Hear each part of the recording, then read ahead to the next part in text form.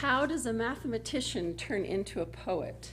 This is only one of the intriguing things about today's reader, Jason Whitmarsh. Jason earned a BA in mathematics at the University of Chicago, and I asked him, that's not a mistake, it actually is a Bachelor of Arts degree. And then he earned an MFA in poetry at the University of Washington, where he won a Klepser Fellowship and an Academy of American Poets Prize. His poems have appeared in the major journals of America, including Yale Review, Harvard Review, Plowshares, and Fence. And they were featured 3 times in the past 2 weeks in Garrison Keillor's The Writer's Almanac. And I don't remember anyone else having 3 poems appear in such close succession. That means on the little radio show, the daily radio show, Garrison Keillor read his poem. Jason's poems to an audience of millions. In addition to that, his collection, Tomorrow's Living Room, was selected by Billy Collins to win the 2009 May Swenson Poetry Contest. In the foreword he wrote to the book, Collins said, "We all appreciate a certain degree of clarity in the poems we read, don't we? But we also like being blindsided by abrupt shifts and turns we did not see coming. Tomorrow's Living Room is just such an exciting and accomplished mixture of directness and imaginative surprise.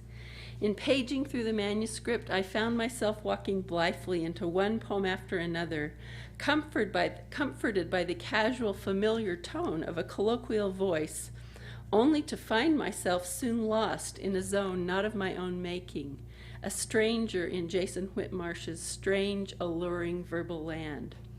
Whenever I heard the door of Tomorrow's Living Room clicking shut behind me, I knew I was in for some pleasurable disorientation."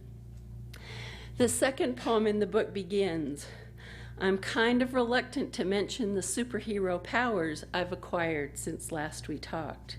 It's probably best that you don't focus on my biceps or that glow my skeleton makes when you clang your fork against the plate. And yes, we are, throughout the collection, in the hands of a poet with superhero powers, not to mention ironic powers, elusive powers, formal powers, the power of economy, and the power of being very funny. To explore briefly a few of these powers, I would like to read an entire poem. Sorry, I hope you weren't planning to read this poem. Curse. A life like mine, but without the happy bits, or a life like yours, but without the money, the success, the admiration of your peers, the several European awards, the looks, the wit, the economy and grace of motion, the talent." And I think that's enough said to show you all of those kinds of powers I was talking about. And as for formal powers, Jason is a master. In addition to prose poems and open form poems in the collection, he includes sonnets, a pantoum, a triolet, and even a clerihew. And I'm sure you all know what a clerihew is. It's a humorous poem about a person 4 lines in length, rhyming AABB, in which the first line ends with the name of the person. There is also a villanelle, a riff on Elizabeth Bishop's One Art, and Jason's poem is also entitled One Art, so you'll get the connection. Elizabeth Bishop's poem begins, "The art of losing isn't hard to master." Jason's begins, "At 10, I wanted to be a kung fu master." Billy Collins ended his foreword to the collection, "Jason Whitmarsh has carved out a verbal territory for himself unlike anyone else's." Jason, we welcome you and thank you for coming, and we're sitting up in our seats and ready to have you lead us through Tomorrow's Living Room.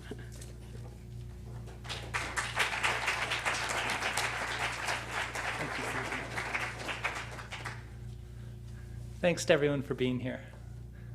In Seattle, this counts as a perfectly sunny day, and there would be 4 people willing to come to a reading like this, so I appreciate all of you coming in. But maybe you guys have better weather than we do. Thanks so much to Susan for that sweet introduction. I appreciate that.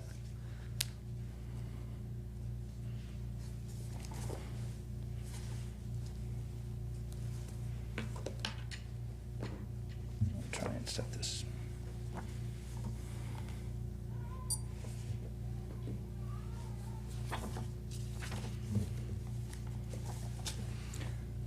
Forecasts. It might not happen, but if it does, we'll be unhappy until it's over. When she switched from how could I to who did I think I kept thinking, take cover.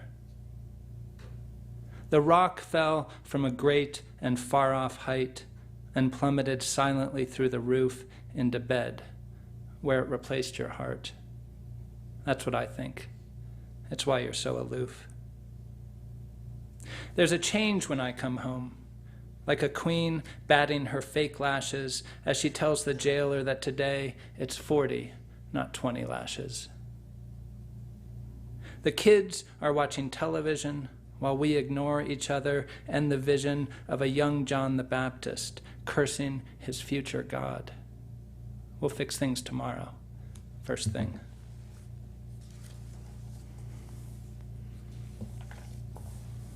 I'm going to read for about 35 minutes, 40 minutes maybe. It's a short book, so we could get through the whole thing if we really buckle down.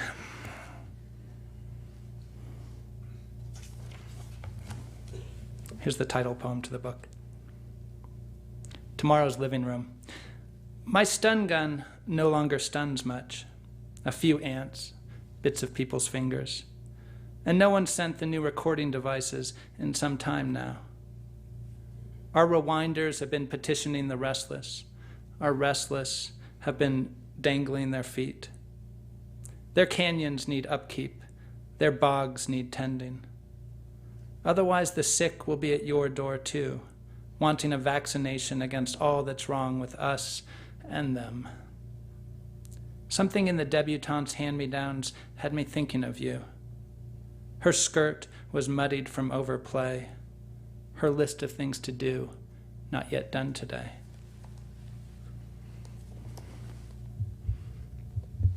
This is the one art poem that Susan mentioned. It's a villanelle. Elizabeth Bishop's one art is probably the most famous villanelle, and I would say the best villanelle written in the world. Sometimes I've read Elizabeth Bishop's poem right before reading this one, but I found that it really hurts my poem too much, so I'm not going to do that. What I did was take the title and take all the last words of the lines and use them exactly. So the end words in all these lines are the same as Elizabeth Bishop's. But as Susan hinted at, mine's more about Kung Fu than Elizabeth Bishop's is. She doesn't even mention Kung Fu. One art. At 10, I wanted to be a Kung Fu master, like Bruce Lee, bare-chested, sideways, intent on hitting my way out of disaster. In the unmade and unimagined fluster of being young, I hadn't yet spent much time on how to be a Kung Fu master, except to watch Lee get meaner, get faster. He seemed genuinely pissed off, like he meant to kill every actor, cause real disaster. They attacked one by one. Why? And the last or next to last had knives and guns that went nowhere. You want some? Me as Kung Fu master. That childhood is now both remote and vaster, and Lee is a death and a continent away. He'd already had his disaster by the time I was watching every gesture, his kicks, a flip, a scream. It's evident why I wanted to be a Kung Fu master, as though desire alone could prevent disaster. As I'm reading this, it strikes me, like, is Bruce Lee a common cultural symbol? Who here knows Bruce Lee? Oh, thank God. I'm so happy. I was teaching some students at the University of Washington in September, and we'd come across these cultural gaps that just made me feel so old. The Talking Heads. You guys are so much better than the University of Washington. So much more impressed.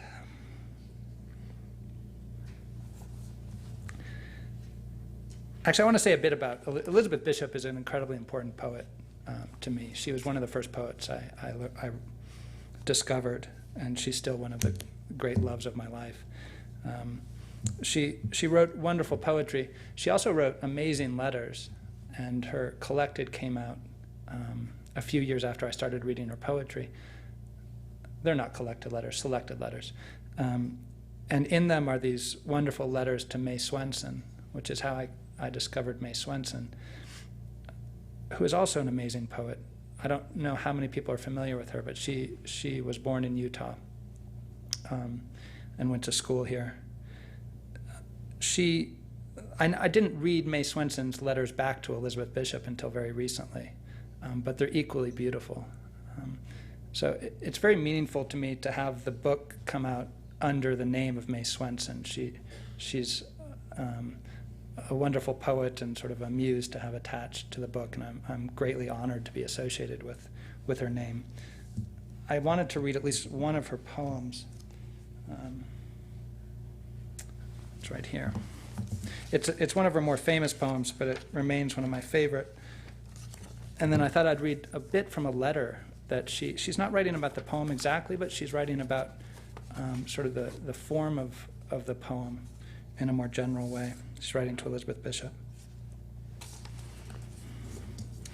This is called Question. This is by May Swenson.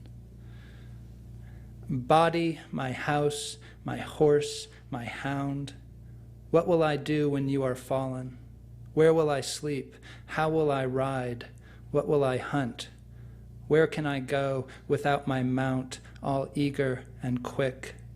How will I know in thicket ahead is danger or treasure when body, my good, bright dog, is dead? How will it be to lie in the sky without roof or door and wind for an eye? With cloud for shift, how will I hide? The poem has no punctuation in it, except at the very end it has a question mark. This sort of heartbreaking question mark emphasizing that last question. And she writes about not using punctuation. She uses punctuation sometimes, but she writes about not using punctuation in her poems in this letter to Elizabeth Bishop. So I'll read from that a little bit. I don't normally do this either, but you guys are mostly students here, so it seemed interesting to look at the form of the poems as well. Let me find it. Oh, actually, I opened this to another part of the letter that I thought was funny. Dear Elizabeth, I haven't heard from you about the jeans and dare not buy them without knowing sizes. I think you would wear probably a 26-inch waist. Didn't you say you weigh about 118 pounds in a letter recently? But please confirm this and let me know L's waist size and weight. They always make the legs too long, but they look best folded up anyway. Wranglers are the kind I like, zipper in front. But if you want another brand, please mention. I love that. That's what poets write to each other about. I also like this idea that there is jeans with zippers in the back. It seems so strange. 1956. Here's a more serious letter. So this is her. Elizabeth Bishop is an incredibly famous poet at the time, and she's become more famous. May Swenson, not so famous, and very sadly hasn't remained as famous. You know, she should be much more widely read than she is. And so Elizabeth Bishop was a similar age to her, but Bishop was May Swenson's teacher in a way, or her guide in a lot of ways, or that's how I thought it. But you see in these letters, she argues with Bishop. They go back and forth. She criticizes Bishop's poems. She's very strong personality. The non-punctuation, I'm afraid I'm committed to, in spite of everything against it. It doesn't make things easier, certainly. An extra discipline is imposed in the manipulation of language in such a way as to do without it, without apparent strain. That's a lovely way of talking about form. To work in form without apparent strain. You say no punctuation limits one's range, but I found that frequently an effect can be gotten from the absence of punctuation itself that adds to the particular quality of a poem. Another lovely way of talking about form, that it can add and expand on the experience of a poem. And it causes one to work for exactness and compactness, the whole burden being on the words and how they are combined. it goes on, but I think that's a great example of what her letters are like. Here's my one other cautionary note. One of my great friends, I went to his reading before I knew him well, and it was the first reading I'd seen him give. And I came up to him afterwards, gushing with praise for this one poem that he had read. And he kind of shrugged his shoulders and said, "That poem wasn't mine." So if you really love the Mae Swenson poem, remember it's by her and not by me.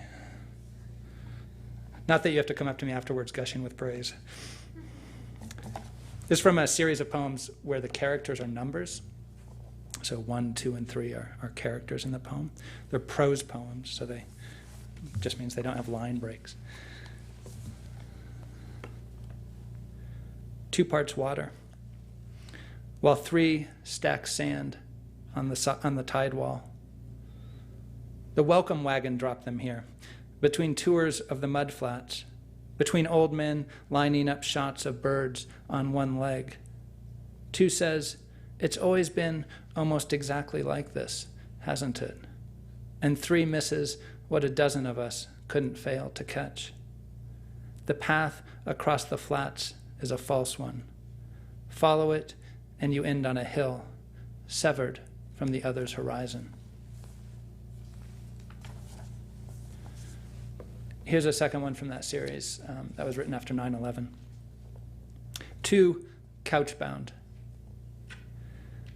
2's calculation of death over time.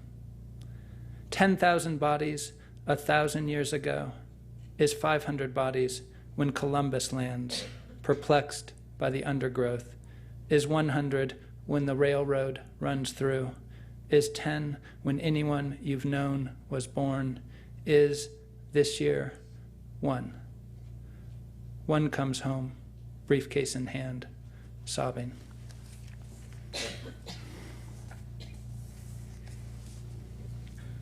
Change. Change makes news not with what's new, but by dragging what's lost into view. This man today has another man's face.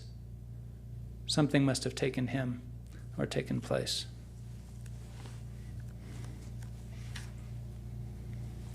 This next one is a formal poem. In that it's 2 stanzas, so 2 sections. The first stanza only uses as a vowel the letter E. The second stanza only uses as a vowel the letter A.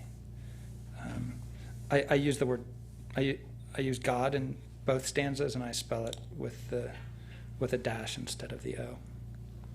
And this is an audience I don't need to explain that to.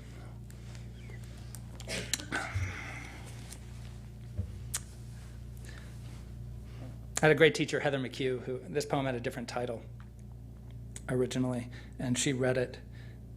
She just won a MacArthur Genius Grant. She read this poem and thought for 5 seconds, said, "Oh, I have a better title for you." And so the title she gave it is Missing IOU. It was kind of depressing how fast she did it. Missing IOU. Eve's scene. Eve's secret desert ended her flesh dress, fenced Eden, sentenced her descendants, even rejected God, her best defender. Next week, endless hell, the descent. Adam's act. Adam's a badass card shark, man. Talks back, acts all alpha, calls a bat, a banana, has a karma alarm. Man's a class act. Can an asp charm Adam? Ask God. Draw a card, Adam. Draw a straw, a last straw. Adam falls fast, falls far.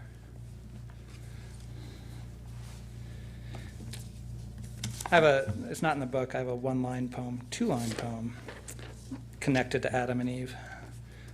I thought I'd read. It's untitled. The garden, too, was bereft. It became mere wilderness when they left.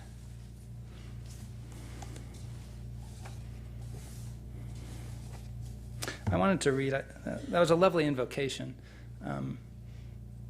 Before I started reading, I was being interviewed by Garrett and Robin from Inscape, which is, if I'm right, a term that starts with Hopkins.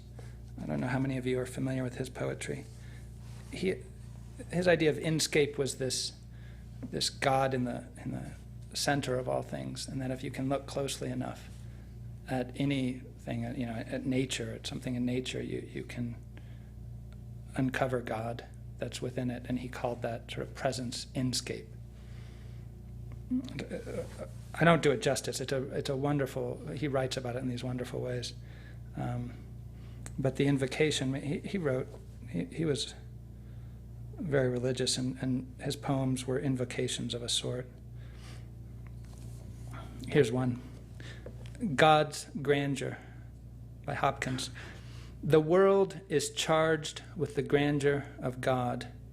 It will flame out like shining from shook foil. It gathers to a greatness like the ooze of oil crushed. Why do men then now not wreck his rod?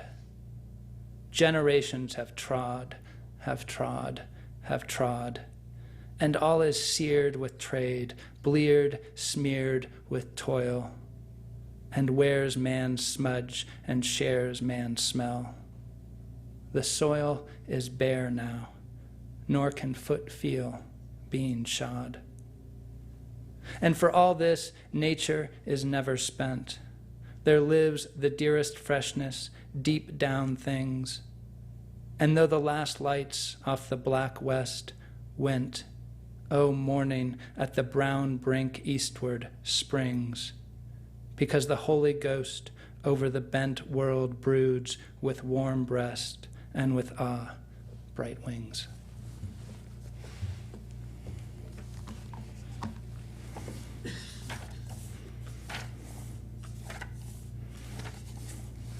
There's a series in the book titled, they all have the same title, Anniversary Poems. They chart in sort of a loose way a relationship through a marriage, having children. This is one of the early ones. Anniversary. Happiness is on display in a downtown gallery. He wants to go see it. She says they haven't the time, and besides, it's certain not to be any good. We're not New York.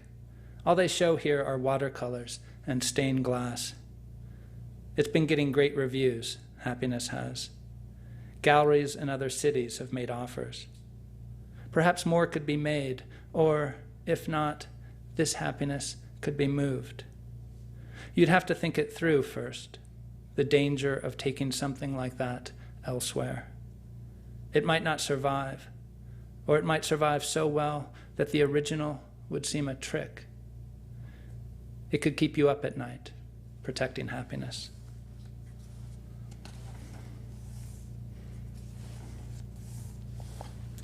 Praise.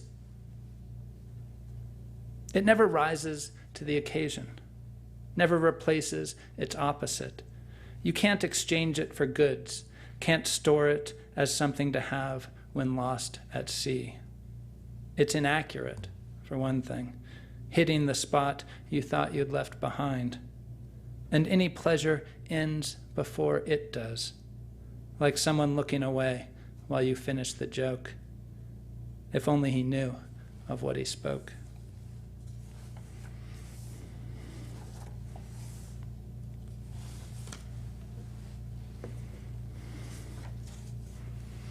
I have a series called the 36 Dramatic Situations. It's George Pulte, was this 19th century Frenchman who had this idea that he could categorize all of literature, all drama, literature, poetry, into one of 36 dramatic situations.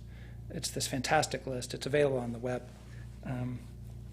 And his argument is that every single dramatic encounter, with a movie, he wasn't alive when movies were made, but with television shows, with books, with plays, can be categorized as one of these dramatic situations or a combination of them. And the lists are it's a very strange list. So I had this idea that I'd write a poem for each of the dramatic situations. And like many of my ideas, it kind of petered out after 3 or 4. So I'm going to read a couple. There's only 5 in the book, and then I'll read one that I kind of used to sum up the whole project so I could get out of it without having to write one for each of them. I encourage you to look at the list, though. It's deeply strange, particularly those of you, I think for fiction writers, it would be an amazing resource. The 36 dramatic situations. 10, abduction. And this is for my children. The lion trap has caught a bird, 3 messengers, and the twins from the orphanage. So far, no lion. Another short one, 31, imprudent rivalry with a deity. So that's from Pulte. It's amazing to think about. I really wanted one of them to be a prudent rivalry with a deity. This is also a very short one. So I said to him, "You want a piece of me, man?"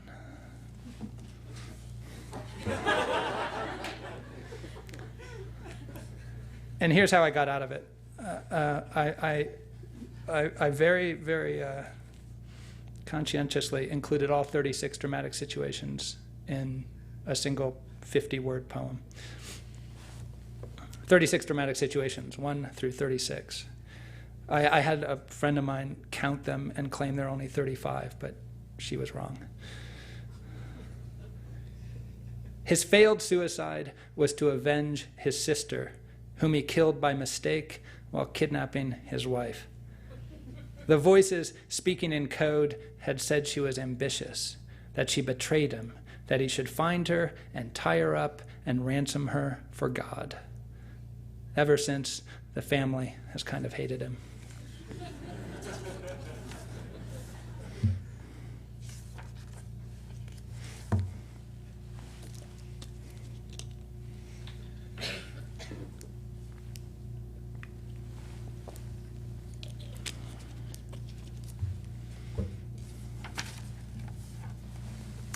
He dreams of the diner of the damned.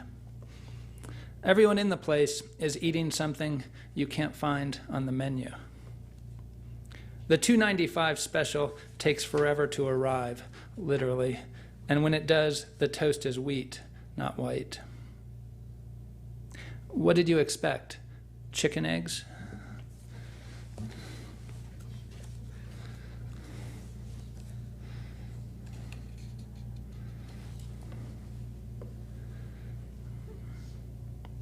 Apology. That last love poem I gave you, I want to apologize for that.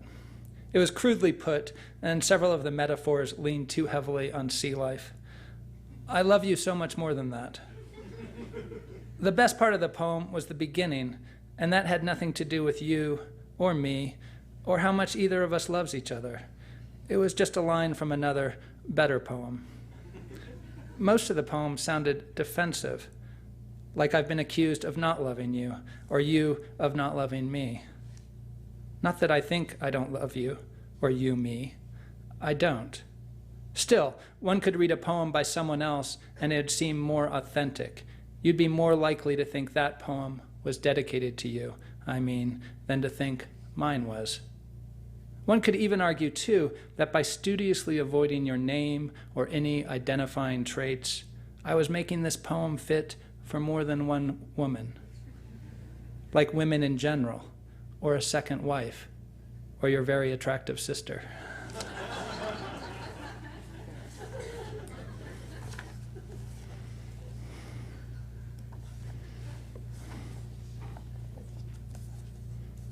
Here's another anniversary poem.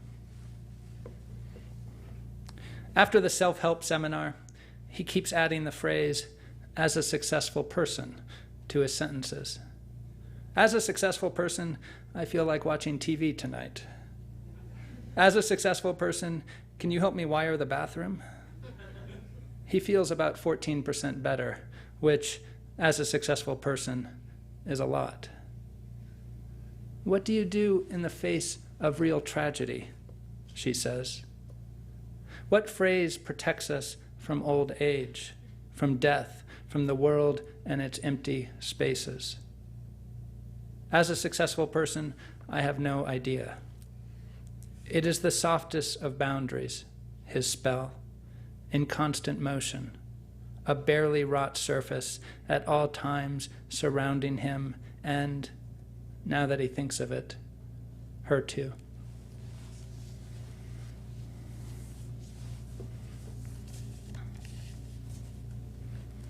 I've had several people, including people interviewing me before this reading, ask about whether I write fiction. This is my real answer. Maybe I'm not quite this cynical, but it's an answer of a kind. Why poetry? Because I can't write a novel, said the raised hand. I'm too dramatic. It takes lots of work. My characters all talk the same, because they're all a take on the same kind of jerk.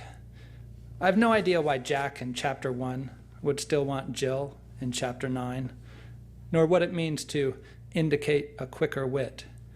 I'd be depressed by now if I'd started yet.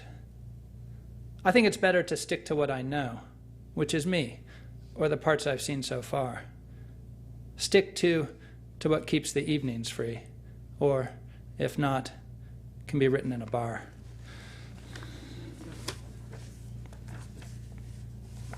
Anniversary.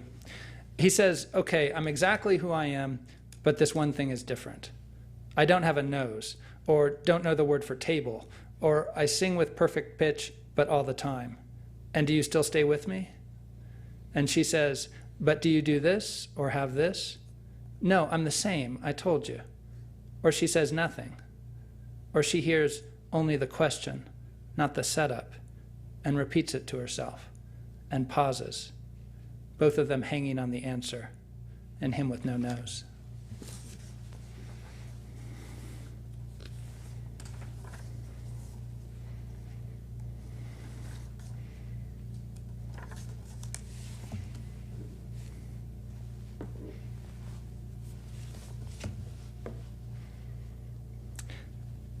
Anniversary. We number our fights and say the numbers instead of saying the words. 2, she says. 14, 14, 14. I don't see how that's relevant, she says. Irrelevant statements. Isn't that 20? She stares a short while out the window, maybe because I'm winning. You can only see the rain by looking at what is already water on the ground. Other than this, the day looks clear. She's thinking of a number. I have one too. A number and a packed bag and the children to think of.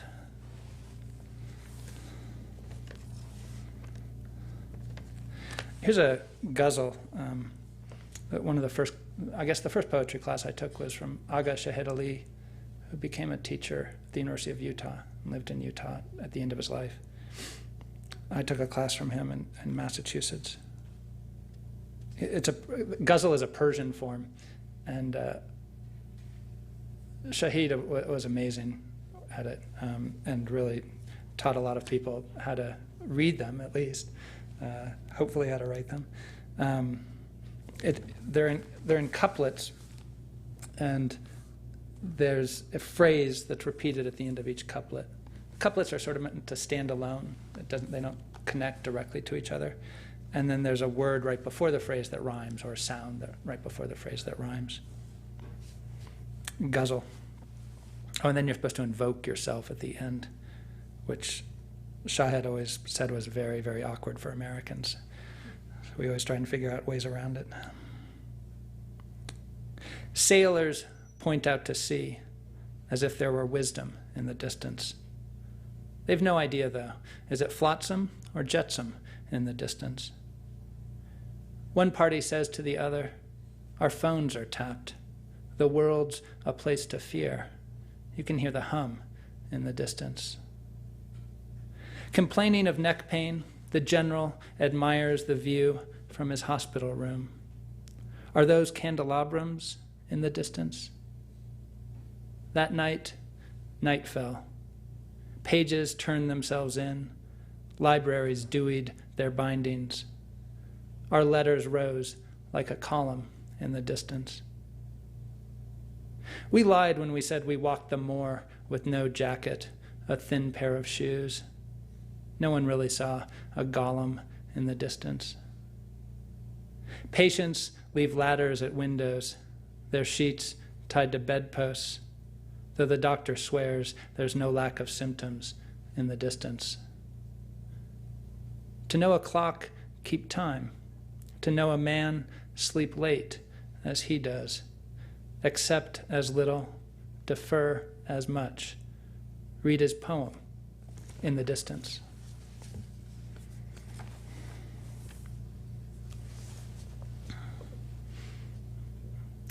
Here's a one-line poem, a found poem.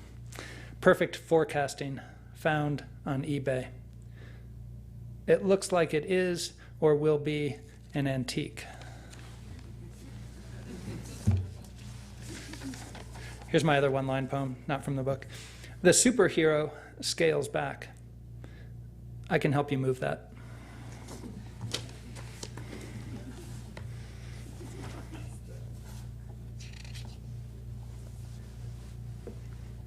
Anniversary. She says he isn't as funny as he used to be. About 50% as funny, maybe less. He thinks, but doesn't say. No, it's you. You're depressed. You don't find anyone funny anymore. She thinks, but doesn't say. I've always been depressed. I've never found anyone funny, except you, once.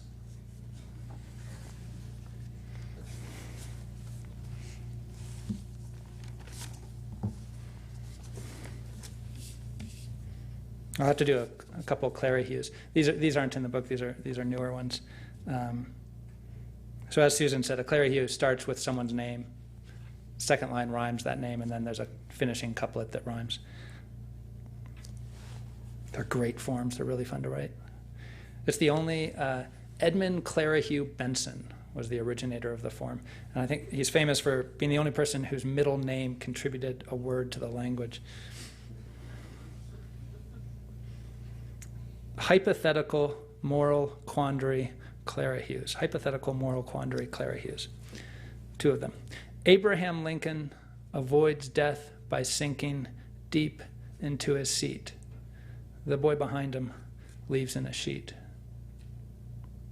Genghis Khan is killed earlier on by time travelers in neoprene suits. As a kid, say, in a leather crib, and wearing tiny leather boots.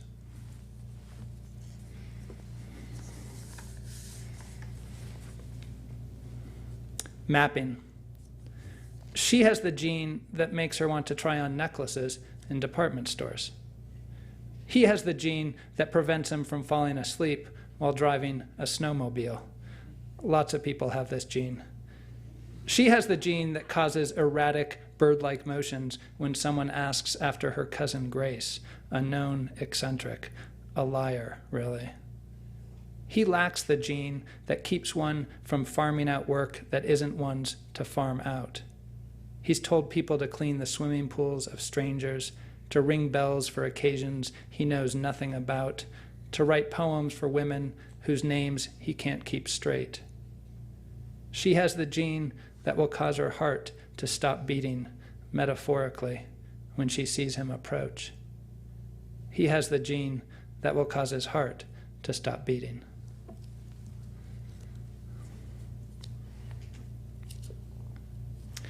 Into two. The time machine, if invented, will mainly affect the next edition of the Chicago Manual of Style. The future perfect will have to extend to what will now have already happened in the past. I will averted the assassination. The Chicago Manual of Style will say that you can say. I will saw you will no longer be reserved for magicians and their unhappy assistants.